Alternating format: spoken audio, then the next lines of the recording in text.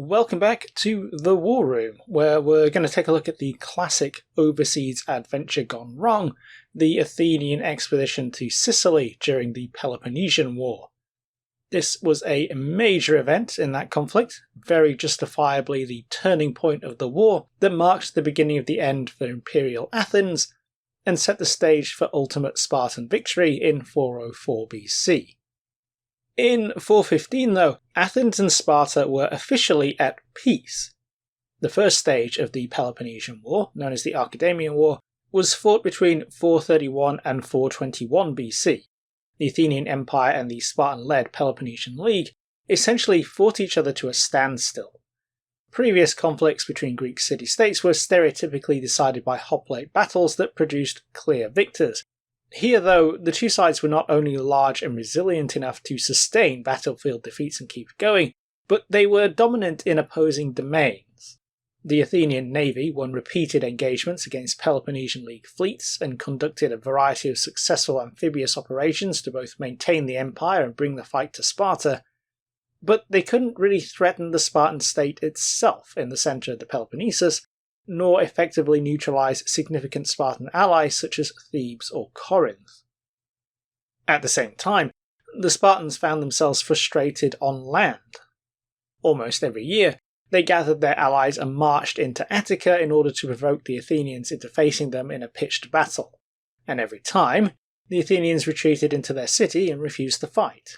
Safe from direct assault behind their fortifications and linked by the long walls to the port of Piraeus, Athens was proof against both nascent Peloponnesian siegecraft and could be supplied by sea almost indefinitely. With both sides essentially unable to get to grips with the other, the war expanded into secondary theatres as Sparta and Athens worked to attack the economic base of the other, attempting to neutralise or subvert allied and subject city-states around the periphery of the Aegean and change the balance of the war. This too was ultimately indecisive. The Athenians had an opportunity to end the war after their victory at Pylos in 425, but they rejected Spartan peace feelers, believing they now had the advantage. The next year, they tried to knock Thebes out of the war, but instead suffered a major defeat at the Battle of Delium. Eventually, after 10 years of war, both of the principal belligerents were exhausted and they sought peace. The result was the Peace of Nicias, negotiated between the Athenian statesman Nicias and the Spartan king Pleistyanax. This certainly stopped the fighting, but it failed to satisfy Sparta's allies in the Peloponnesian League. As a result, various elements of the treaty went unfulfilled and the details quickly unravelled. Peace between Athens and Sparta prevailed despite this, but a kind of Cold War descended on the Greek world. The Athenians began flexing their naval muscle in the Aegean, shoring up their empire and punishing island city-states that had remained neutral or supported the Peloponnesians. Various parties in Athens also sought to precipitate war in the Peloponnesus by encouraging the city of Argos to take on the Spartans. Sparta and Argos were long-time rivals for control of the peninsula, but from the Athenian perspective, a Spartan defeat would shatter the Peloponnesian League. This all came to a head in 418 BC at the Battle of Mantinea, where the Spartans smashed the Argives and drew a line under that threat for the time being. Notably, an Athenian contingent fought in that battle, and it's plausible that the Athenians could have made a decisive difference if they had sent more troops. But there were still strong pro-peace factions in Athens that prevented a greater commitment, and the Spartans were not willing to restart the war over their presence. By 415 then, a kind of uneasy stalemate had settled over the Aegean world. Both the Athenian Empire and the various allies of the Peloponnesian League had unfinished business. The Athenians had conducted themselves with a degree of ruthlessness in their maritime sphere of influence that the Peloponnesians could only find threatening, while the Spartans had regained their status as Greece's preeminent land power after embarrassing defeats in the Archidamian War, cementing their position as the head of the Peloponnesian League against looming competition from Thebes. Into this state of affairs came a delegation from the island of Sicily. Very, very broadly, Sicily at this time was in a similar situation to the American colonies in the early 1700s, vis-à-vis Europe. The island had its own native population, the Sicels, but these had been mostly displaced by Greek colonists arriving from the east and north, and the rising power of Carthage from the southwest. The coast of the island was studded with small city-states and benefited from significant resources, particularly grain, while also dominating the Straits of Messina and controlling access to other Greek colonies on the western coast of Italy. It was also relatively detached from the Aegean world of Athens and Sparta. It was physically distant. The Greeks were essentially restricted to coastal voyages, which vastly increased the length of the journey and increased the chances of vessels running into all kinds of trouble, especially in the winter. So the Sicilian Greek cities were by necessity independent. They inhabited their own world, where they had to fend for themselves against the native Sicilians, the Carthaginians, and increasingly one another. Syracuse, the most powerful of the Sicilian Greek cities, had grown to such a point by the beginning of the Peloponnesian War that it had a reasonable chance of dominating the island if it decided to. As a result, several of the weaker states, principally Segesta and Leontini, had reached out to Athens for support. This offered the Athenians the opportunity to extend their influence to the west and undermine potential support for Sparta. Most of the Sicilian cities were originally colonies of Sparta's Peloponnesian allies, principally Corinth and Megara, and they shared the same Dorian cultural background. This meant that, in the eyes of the Athenians, the possibility existed for sympathetic Sicilian cities to provide support to the Peloponnesian League in the form of grain, ships, and troops. It shouldn't be too surprising then that the Athenians sent a small fleet in the early stages of the war over to Sicily, where they worked with the more pro-Athenian states to offset the power of Syracuse and other more pro-Sparta cities.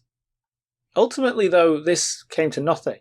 The Athenians had intended to reinforce their Sicilian operations with more ships, but these were delayed and then fully occupied by the battles of Pylos and Sphacteria in 425 BC. By the time reinforcements arrived in Sicily next year, the situation had changed. The Sicilian cities had made peace amongst themselves and agreed to a kind of Monroe Doctrine under the slogan Sicily for the Sicilians, where they would keep to themselves and reject outside interference. That meant that the Athenians had to return home, where the generals commanding the contingent were prosecuted for dereliction of duty. They had not carried out the orders assigned to them by the Athenian assembly, which did not much care that a change in circumstances had rendered them irrelevant. By 415, though, tensions on the island were rising again. The cities of Segesta and Selinus went to war. After suffering an early defeat and seeing Syracuse waiting in the wings to exploit their vulnerability, Segesta reached out to Athens for help, bringing with them representation from Leontini, which had been destroyed by Syracuse earlier. The Athenians agreed to send aid. They decided to send a fleet of 60 ships under the command of 3 generals: Alcibiades, a young, ambitious, pro-intervention aristocrat; Nicias, the elder statesman who had negotiated the end of the Archidamian War and had argued against intervention; and Lamachus, who was a professional soldier. They were instructed by the assembly to help the Segestans re-establish the city of Leontini and, if things went well, take whatever actions they felt were necessary to further Athenian interests, which inevitably would mean confronting Syracuse. As Alcibiades pitched it, he would take 60 ships to Sicily, assemble an alliance against Syracuse, and take it, at which point the entire island would simultaneously be unable to support Sparta and open to Athenian control. Overall, this was neither unreasonable nor particularly unrealistic. It was pretty much exactly what the Athenians had intended to do in Sicily in the Archidamian War. 60 ships was a considerable deployment, but the Athenian navy maintained 200 ships on active duty and had another 100 in reserve, plus there were contributions from subject states in the empire, so it left plenty on hand to deal with any sudden crises at home. Should Alcibiades' plan fail, then Athens would have lost 60 ships and a bit of prestige. If he succeeded, he would deliver Syracuse and thus Sicily into the Athenian Empire at minimal cost, given that it would be the locals doing most of the fighting. As the Athenian assembly began to debate the fine details, however, things rapidly began to go sideways. Nicias tried to talk the assembly out of the whole thing. He was an extremely cautious leader. He gravitated to everything that could go wrong with the expedition and the difficulties it would present, but he framed his argument as a personal attack on Alcibiades, who he accused as acting in his own interest. This was grist to the mill for Alcibiades, who was a much better political operator than Nicias and easily rebutted him, so Nicias changed tack and doubled down on the difficulties of the expedition and the strength of the opposition. In short, he made the point that 60 ships was not enough, and they would have to send a much larger force, including a land contingent, thinking that this would cause the assembly to reconsider the entire expedition. Instead, the assembly agreed that they should send a greater force, and the size of the expedition ballooned to 134 ships and 5,000 hoplites, plus supporting light infantry and archers. Suddenly, the Sicilian expedition had become a major commitment. But at the same time, the objectives didn't change. Such a large force was overkill for the initial concrete objectives of aiding Segesta and Leontini. Instead, focus inevitably shifted to displacing Syracuse as the dominant power on Sicily. This was a very important shift for the three generals who led the expedition because their degree of success would be judged by the Athenian assembly.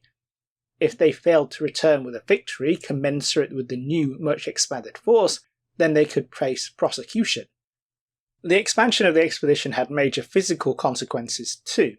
First of all, despite arriving in Italy in good time without disaster, the Athenians found themselves unwelcome. Alcibiades had originally intended to operate out of Rhegium, a pro-Athenian city on the Italian coast opposite Messina. This was unlikely to have been a problem for the purely naval original effort of 60 ships, but when an Athenian fleet of more than twice that size with an accompanying invasion force arrived at Rhegium, the city was understandably nervous of their intentions and refused to let them in. This immediately threw a lot of the expedition's underlying assumptions into doubt. With such a large force, the Athenians appeared as a threat to the Sicilian cities they sought to bring over as local allies. Anyone who allowed them inside their walls might, as the people of Rhegium feared, find themselves forcibly becoming subjects as the Athenian Empire, a fate which did in fact befall the citizens of the city of Catana. Worse, the Athenians now had significantly greater logistical demands. At the time, a Greek trireme was generally crewed by about 200 men. With 60 ships in total, as originally planned, the expedition would have a strength of about 12,000. There was no way for such a fleet to support itself by bringing enough food for the men and materials to maintain the fleet for an extended period, so it would have to depend on the grace of local allies to supply or sell them most of what they required. This would be a significant burden for any minor city-state, but the expedition as it was actually dispatched was significantly larger. 134 ships makes for almost 27,000 sailors, to which we can add the 5,000 plus of the army. In other words, the Athenians would need to secure the aid of multiple Sicilian or Italian cities if they were going to operate on the island for any length of time, cities that in fact saw their arrival as a greater threat than the Syracusans. With the safe base of operations of Rhegium denied and looming difficulties of supply, the three generals differed on how they should proceed. Nicias, ever cautious and against the entire expedition, argued that they should sail round to Segesta and get them to supply the fleet on the basis that they had requested their aid, before forcing a conclusion to their conflict with Silenus and returning home, serving greater Athenian interests by essentially conducting a gigantic show of force in Sicily. Alcibiades insisted on continuing on with his plan to negotiate an anti-Syracusan alliance on the island. He was a very effective orator and diplomat, he was used to getting results from complex negotiations, and he had contacts all over the Greek world. This was his big chance to succeed in a foreign adventure and establish himself as first amongst equals in Athens. Given his successful diplomatic shenanigans before and after the expedition, there is a good chance that he could have pulled this off. Lamachus, meanwhile, the professional soldier, felt that they should sail straight for Syracuse. His opinion was that they still had surprise on their side, and that the combination of a rapid attack and the sheer size of the Athenian fleet would either precipitate a battle outside the walls that they could win, or intimidate Syracuse into surrendering. Ultimately, Lamachus dropped his own suggestion in order to support Alcibiades, but before that scheme could bear any fruit, a ship arrived from Athens to recall Alcibiades. A secondary impact of the size of the Sicilian expedition was that it had altered the voting blocks back in democratic Athens.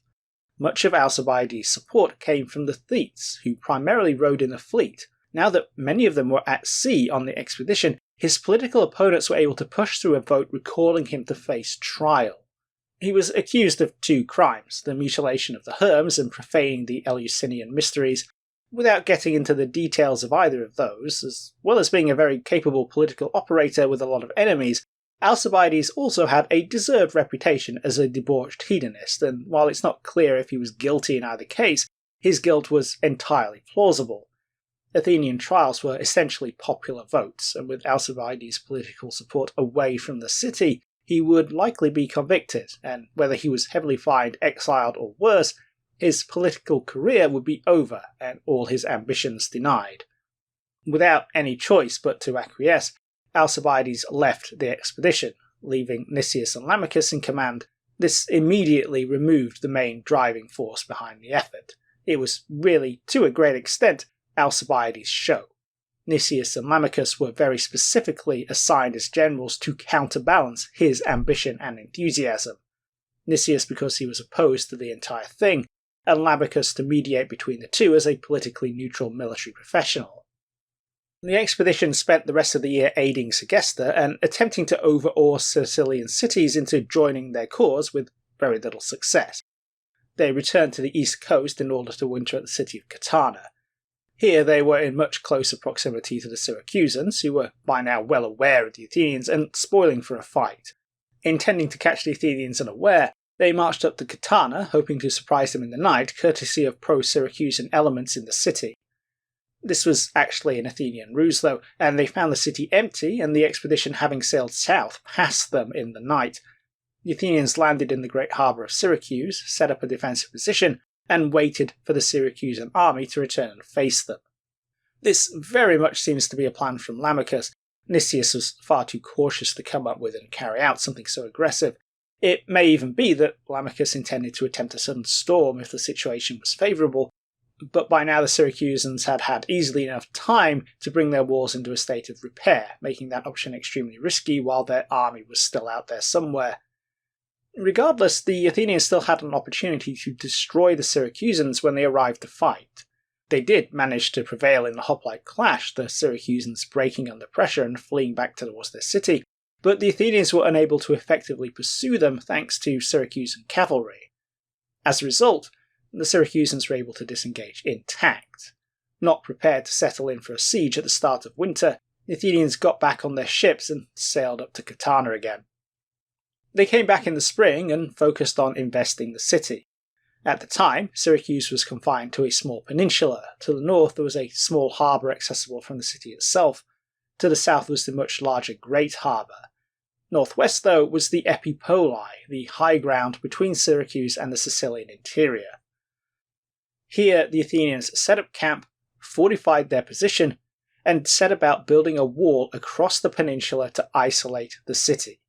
The Syracusans attempted to resist, first trying and failing to stand up to the Athenians in battle, and then starting to build counter-walls to intercept the circumvallation.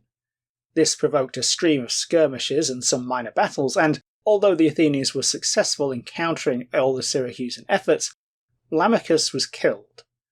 This left Nicias in command, the man who thought the entire expedition was a bad idea and would really rather just go home. Work continued on the wall, but progress was slower without the driving force of Lamachus. Alcibiades had, in the meantime, not returned to Athens as ordered. Understanding that it was political and potentially literal suicide to go on trial before the assembly, he had jumped ship in Italy and from there made his way to Sparta. There he was able to position himself as an advisor to King Agis and amplify Spartan concerns about Athenian operations in Sicily and their longer-term intent. As a result, the Spartans reluctantly declared that the Athenians had broken the terms of the peace and declared war on them.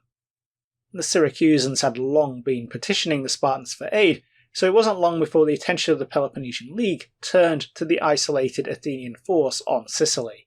A small fleet was dispatched from Corinth, which evaded the Athenian blockade and made it into Syracuse's lesser harbour, and although the Spartans did not send an army, they sent an officer named Gylippus to advise the Syracusans. Gylippus wasted no time whipping the Syracusan army into shape, and, under his leadership, the army managed to finally complete a counterwall, heading off the Athenian circumvallation and establishing positions on the northern side of the Epipoli to block future Athenian efforts and maintain an open land route in and out of the city. At the same time, the Corinthians started to help the Syracusans rebuild their fleet so they could challenge the Athenians on the water. This was a real reversal of fortune for the Athenians. On top of the fact that they could not complete their investment of Syracuse without both defeating the Syracusans on the heights and penetrating the counterwall, this all played into Nicias' misgivings and cut the army off from the fleet which had established itself at Thapsos to the north. In response, Nicias made two fateful decisions. He abandoned the fleet space at Thapsos and brought it round into the great harbour to co-locate with the army. Then he sent a message to Athens.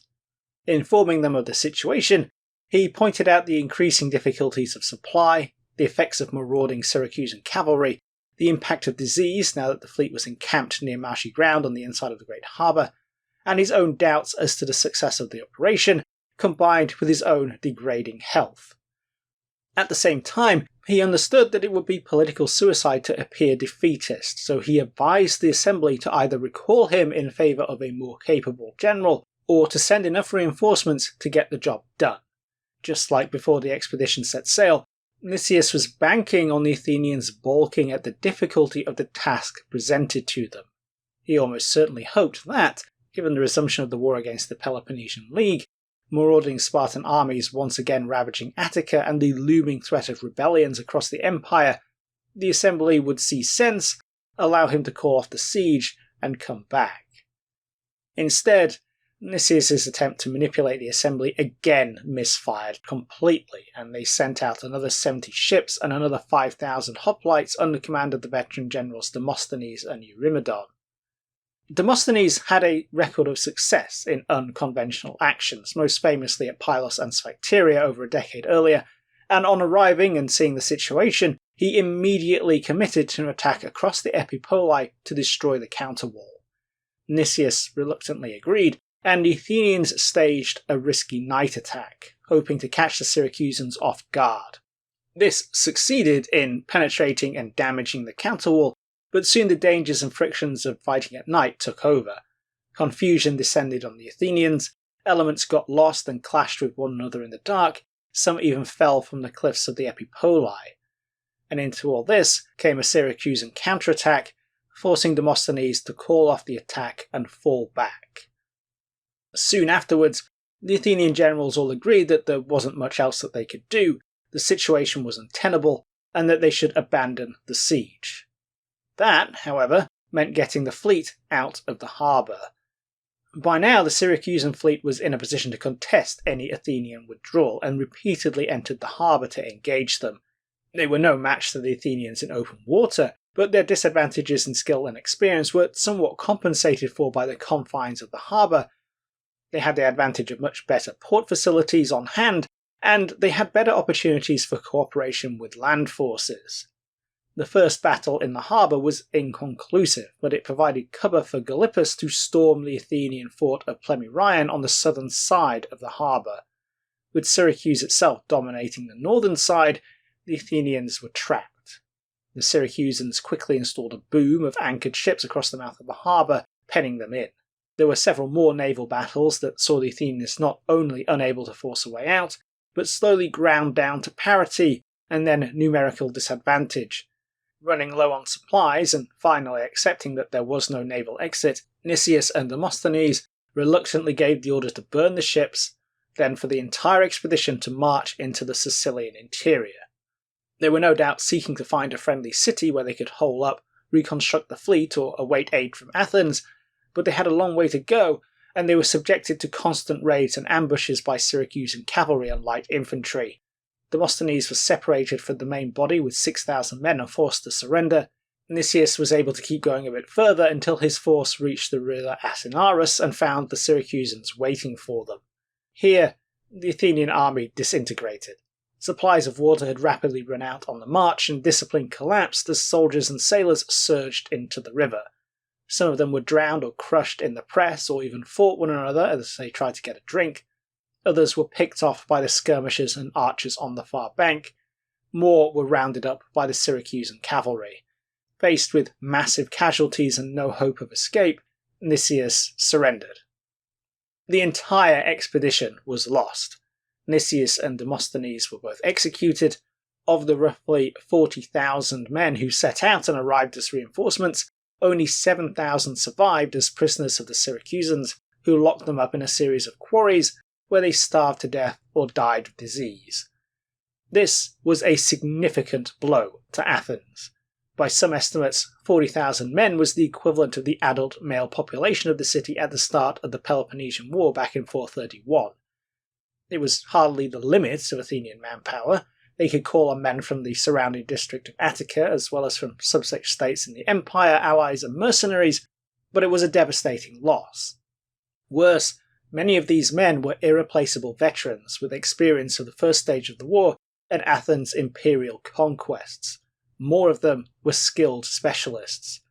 The Athenian navy in particular, the cornerstone of Athenian power thanks to the skill, tradition and experience of its rowers and captains, was gutted. Before the Sicilian expedition, Athens was unchallenged at sea. After the disaster, the Spartans and the Peloponnesians were able to go toe-to-toe with the Athenian navy and eventually emerge victorious. That's not to say that Athens didn't go down without a fight. Their eventual defeat was still a decade away, but the disaster also had a clear psychological impact. The magnitude of the defeat was as much of a blow to Athenian morale as it was a boost to their enemies. The possibility of victory over Athens and the collapse of the Athenian Empire became much more realistic, not only to the Peloponnesians, but in the eyes of the Persians, who finally decided to add their thumb to the scales and offer financial and material support to the Spartans. The disaster was not inevitable, though. There are certainly question marks about the strategic sense in opening a hot new theatre in a Cold War and how much support Sparta was liable to receive from Sicily, but in its original conception, the expedition was limited in scale and scope. Had it failed with 60 ships, it would have been a comparative footnote of the phony war manoeuvrings in the Peace of Nicias. Had it succeeded, it had the potential to be a coup that radically altered the strategic balance between the Athenian Empire and the Peloponnesian League. How much, though, is hard to say. Syracuse certainly lent its support to Sparta in the years after the expedition, but while its contributions were important, they didn't make a decisive impact, and they were forced to withdraw from the Aegean when Carthage tried to take advantage of the situation back in Sicily. At the same time, the size of the expedition had its advantages. Towards the end of 415, the Athenians did manage to pull off a surprise attack in front of the walls of Syracuse and defeat the Syracusan army, sending them packing back inside the city. Had they arrived earlier, if they had followed Lamachus's advice and attacked immediately, then it's entirely plausible, or perhaps even more likely, that they could have achieved the same battlefield result. But instead of being forced to immediately return to winter quarters, they could have begun to invest a Syracuse that was not prepared for a siege, if indeed they couldn't storm it outright on the heels of their victory. Defeat and the loss of the expedition were hardly preordained, but they did become ever more likely with all the time that was wasted and all the opportunities that were missed. And worse, once the expedition had culminated, once it had done all it could do under Nicias after the Syracusans had completed their counterwall and prevented the investments, the Athenian assembly voted to double down instead of to pull out. The strategic situation had changed. They were once again at war with the Spartans and the Peloponnesian League, a war that was much closer to home, literally outside the walls of Athens itself, and a much higher priority than a sideshow on the edge of the Greek world that could only offer an incremental advantage to either side. Even had the Athenians succeeded and conquered Syracuse, they would then be faced with a long-term commitment to hold the city. Given the distance and the fact that winter weather would effectively isolate Sicily from Greece, even a substantial garrison could find itself in a very vulnerable position. There's a very strong argument that, despite his rolling mishandling of the expedition, Nicias was right all along. So, that was a very quick and broad overview of the Sicilian expedition. It's a staple military and foreign policy disaster. Again, as with a lot of elements of the Peloponnesian War, it's fascinating to see how modern it is. It's very easy to draw parallels with more contemporary operations. Hope you all enjoyed this one. If you'd like to see these videos early and support the channel, you can do so via YouTube and Patreon memberships. Whether you do or not, thanks for watching, and I'll catch you in the next one.